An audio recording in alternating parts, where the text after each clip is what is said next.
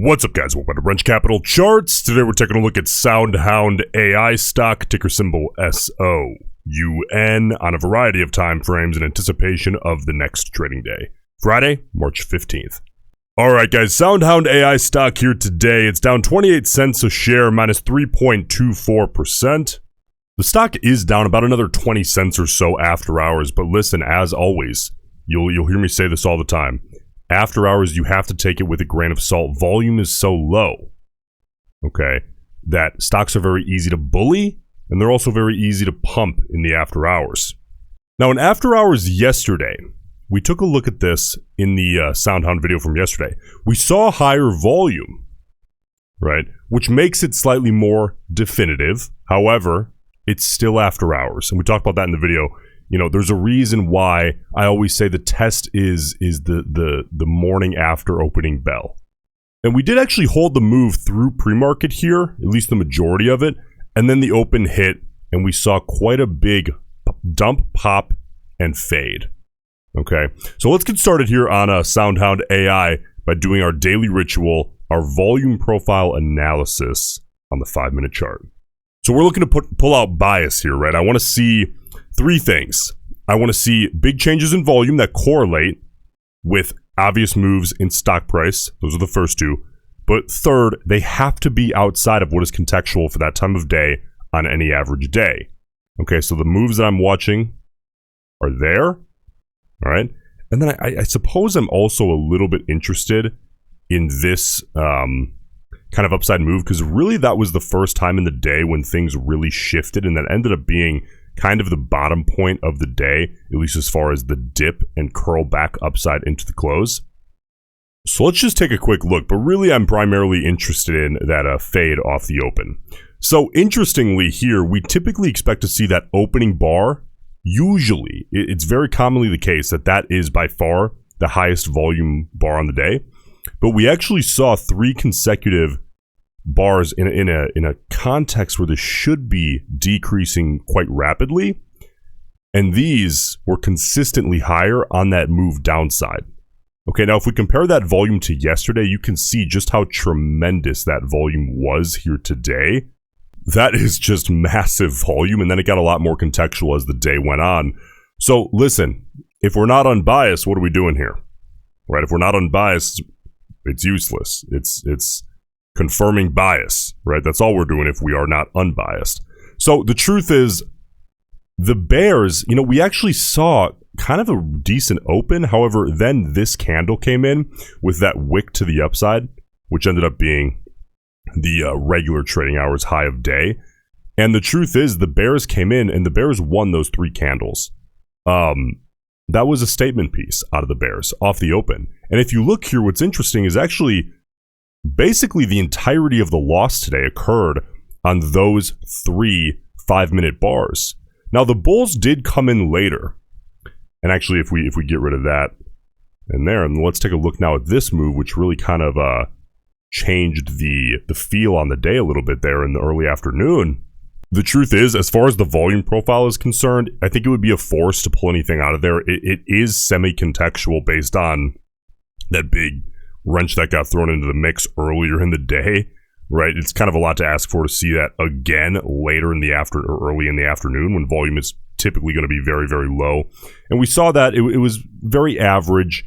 Nothing stands out like a sore thumb. Had we seen 3 or 4 consecutive green bars with 3.5-4 million shares of volume, that would be an obvious win in the second half of the day, at least for the bulls, you know, not taking away from the bearish move early in the morning. But, you know, we didn't really see that. So again, staying as unbiased as we possibly can here, there's really nothing to be had out of the volume profile aside from this big downside move, which again, basically the entirety of today's loss was in those 3 5-minute bars.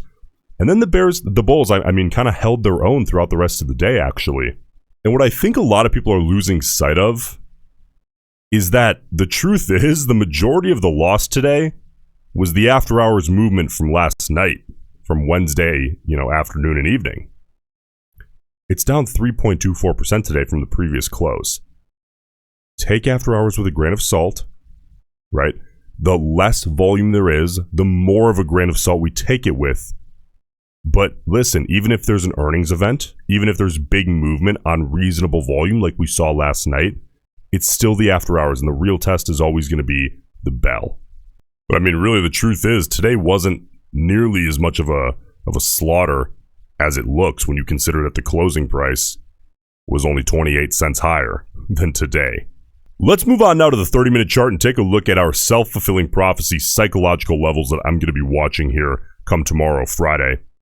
Now, yesterday, Wednesday, we did see a big pull away from these commonly used, the most common indicators, popular indicators you can possibly toss on a chart, especially one as popular as a 30-minute, the 50 period and the 200 period, right? That's the only reason I'm intrigued by them, by the way, because, you know, there's a lot of eyeballs on them, psychology. Big pull away. Today, however, we saw the 50 period actually move upside very quickly. It went from the mid to low sevens up at this point now to 868. This morning, it was at about 830, 835. You know, so really, if you consider where the 50 period was last night, we didn't actually get lower, right? I think one of the primary, it's kind of like a 50-50, the 50 period moving higher and the stock then coming lower off the open, which really contributed to that give back here today. Now, it did happen in intraday in the regular session on pretty big volume, okay, which is a bit more definitive. We initially came down for a test. That test failed here on the 30-minute chart. And then as the volume came down, it was still reasonably high, but it tapered off very quickly. That's when we gave up that 50 period. It wasn't actually on that initial candle on huge volume, which I thought was interesting looking at this heading into the video. But the truth is, here on the 30-minute chart, we actually find ourselves, you know, about 6% away, which we've seen crazier things on SoundHound just in the last couple of days here. And that's a level that we have to talk about because it is within reason for a one-day move on SoundHound stock. So bulls, ideal scenario tomorrow after a day like today, giving up the after-hours movement. But again, it's only down 28 cents from the previous close. Ideal scenario here tomorrow. A big high-volume rip upside through that 50 period, and this is specific to the 30-minute chart, by the way. A lower volume retest and then a high-volume bounce, reclaiming that short-term level as a support. Bears. Two things for you guys. Ideally, you'd prefer to see that 50 period flatten and then curl to the downside to start that process. But any upside test of that 50 period, you want to see a hard high-volume rejection. All right, bears, we currently do find ourselves about 17, 18% away from that 200 period on the 30-minute chart. So, you know, I mean, I suppose if you're a bear, you could start thinking about that. But no, it is a sizable move away still. Now, let's move on here to the 4-hour chart and take a look. We can see here that this pullback has put us a little bit closer, but we're still 22.5% away from that 50 period here on the 4-hour chart. So bulls, you know, a retest isn't the ideal scenario. Listen, if that were to come to it, of course, we would love to see a high volume bounce away. Bears, if it were to come to that, of course, you would love to see a big high volume rip downside through, low volume retest, and high volume claim as kind of a rejection level, a resistance level. But the truth is, here on the 4-hour chart, bulls, really, what are we looking at here? Ideally, you'd like to see this 4-hour gain as much ground as possible every day, right? To close down that 22, 23% that a lot of bears, you know, are looking at and kind of salivating over that quote unquote gap. As a lot of them look at all these charts, they're very popular timeframes to look at with the most popular indicators. And the less feet, so to speak, that are underneath the stock, the better the bears on average are going to feel. So how do you discourage as many bears as possible, which is really the ultimate goal if you're a bull? Well, you have as many psychological barriers to the near downside as we possibly can get, which when we're looking at the 4-hour means we want that 50 period getting upside as quickly as we possibly can. It's going to take time. So day by day, I'd love to see this thing claim 650, 7 maybe. You know, even 7 I think is a bit to ask for here, considering it's a slower moving average on a slower chart. But that really would be a great thing to see here. Okay, now let's move on here to the daily. This is going to be the most important chart of all, right? This really paints the picture. And I think the story is really simple. You know, the more you overcomplicate the daily chart, really, I think the less effective even looking at it and doing any kind of analysis on it becomes, because It's all psychology. It's all a self-fulfilling prophecy, really. So let's keep the daily simple. It has the most eyeballs, and the simple story is almost always going to be the most effective. All right. The simple story is the round numbers. You know, it's an $8, $9 stock. Every round number is a big psychological level. This isn't a $400 stock, right? Where you start having to look at like 410, 420, especially like the 50s as you get higher and higher. No. This is an $8, $9 stock. So every single round number is a big psychological level. Listen, to the downside, $8. $8 is the battle. Bulls, we want to hold $8, right? Bears, you know, $7 a share, making this a $7-something a stock again, getting down through 8. That's really your objective here tomorrow. Bulls, what's the objective? Hold off any continued downside momentum, hold $8 a share, right, throughout the trading day, whereas bears, you prefer to see it break downside through 8 and spend a lot of time in the 7s. But bulls, hold 8 for a good amount of time, and ideally utilize $8 a share as kind of a trampoline, right, to make our way back up toward $8.50, $9 a share. Now, that's a relatively substantial percentage move, okay, but SoundHound's a really volatile name, so we have to start talking about these things because it's within reason. It's a volatile stock as of right now. All right, now let's take a look because, you know, after last night's after hours, this morning's pre-market, and then the fade, I think I really am going to be intrigued by what the options traders had to say today. See, this is really interesting. This was the bias out of the traders in the chain just from today as they position themselves heading into tomorrow. We had 461,000 total contracts traded. 347,000 of them were calls, and about 114,000 of them were puts. Now look here, if we split this up by time frame, average time frame, every single delta range is leaning call side, except for the shortest term delta range, the 0 to 20, those far out of the money, the short-term speculators.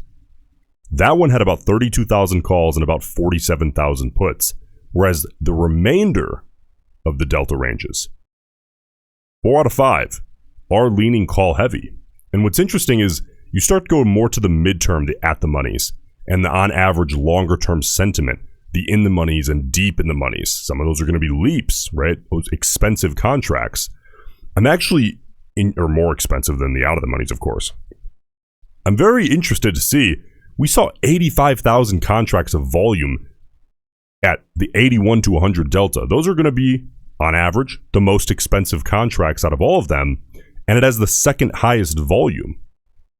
Also, on average, if you go by time, the average expiration, that is going to have the longest average expiration, which makes it the best one to look at if you're looking at more longer-term sentiment, which is overwhelmingly leaning to the call side. 85,000 in that range compared to 400 puts.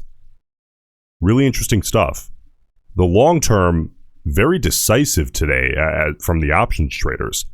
The very short-term speculators actually leaning to the put side, but the overall call-put ratio leaning pretty heavily call heavy, or pretty heavily call side. Listen, as always, the options traders can be wrong, so make sure your risk is managed. Listen, if you got value out of this video, please subscribe to the channel. I greatly appreciate it, and I'll see you in the next one.